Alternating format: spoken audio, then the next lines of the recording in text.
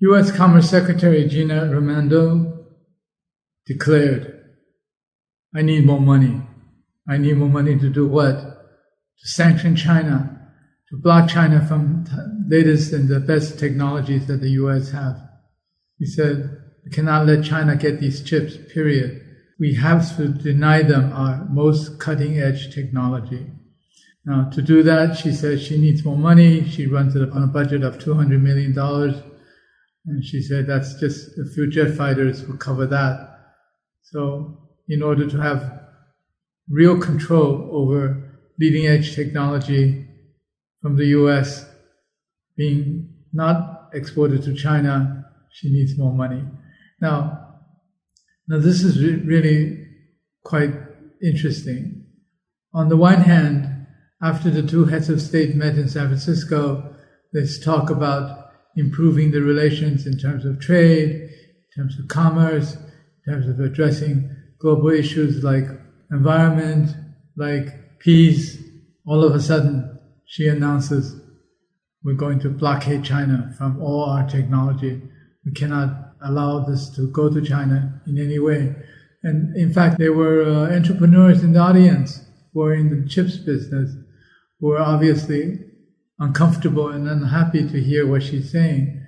And she was actually not explicit, but she was certainly talking about NVIDIA, for example, which is designing chips which will actually be able to circumvent the restrictions, the U.S. Commerce Department on chip exports that can still be sold and shipped to China.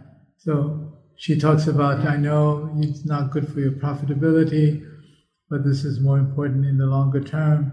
This is more strategic. I think there are a couple of things here. The first thing is that there is obvious conflict between the government and companies who are in the chip business in terms of whether or not they're allowed to continue to engage Chinese customers.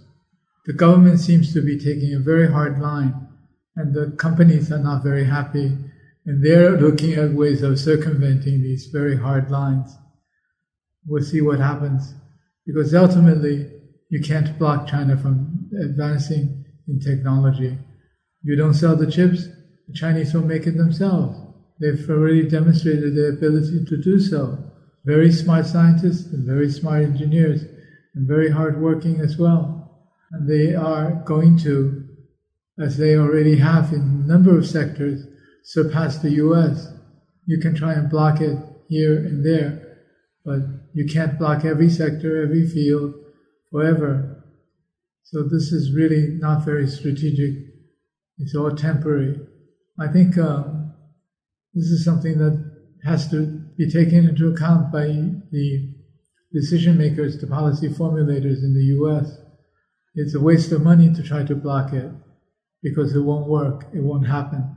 What's the situation with Chinese chip manufacturing? Well, we now know that they're making 7-nanometer chips already based on domestic technology and domestic IP. Are they going to get down to 5 or 3 nanometers anytime soon? Hard to say. But in my view, I think it's not necessary to go down to 5 and 3. For example, for most consumer products, even cell phones, 7 nanometers is more than sufficient. How small a chip do you need to put into a car, right? How small a chip do you need to put into a refrigerator, right? So I think in terms of consumer products, aside from cell phones, 28 nanometers is more than enough. So all of this, I think, is more hype than real, especially in the military side. Some would argue that you need more precise, thinner, and lower power consumption for military purposes. I say no, because for military purposes, you actually want something that's sturdy. You don't care if it's a little bit bigger. You want it that can run all kinds of roads.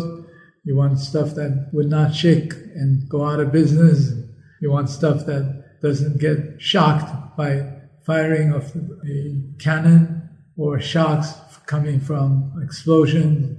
You can't do that with 3 nanometers, 5 nanometers. you need it at 56 nanometers, I think. So really, I think overall there's more hype than necessary. And whatever the case, it's big argument over nothing, because China has already gotten the capacity to produce the type of chips which most people would ever find that they need in their lifetime.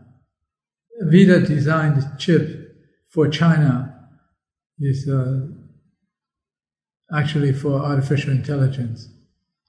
It is the hottest subject nowadays in the whole tech sector, and U.S. government, what they would like to do is for China not to be able to process artificial intelligence data as quickly as the U.S., whereas the U.S. can use the latest version of the chips.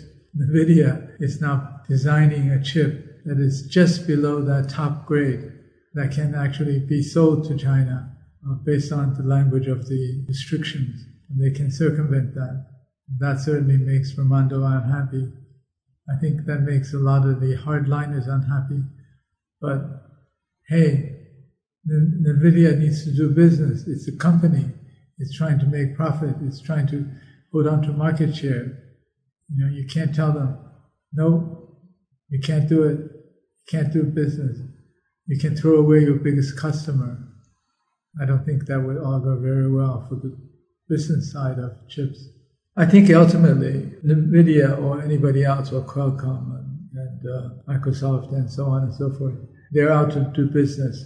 And if they find that China is advancing so rapidly, but they're forced to give up the market, they'll certainly be unhappy.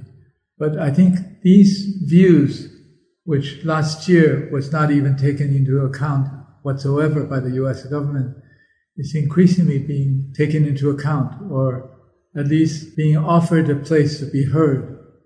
This is a change in China-U.S. relations, because as recent as a year ago, you basically couldn't even hear enterprises or big companies talking about how they have to protect their market share, they have to conduct business, they have to make profits, they have to keep going with the Chinese market. So a year ago, you can't even hear that. At least now it's being talked about.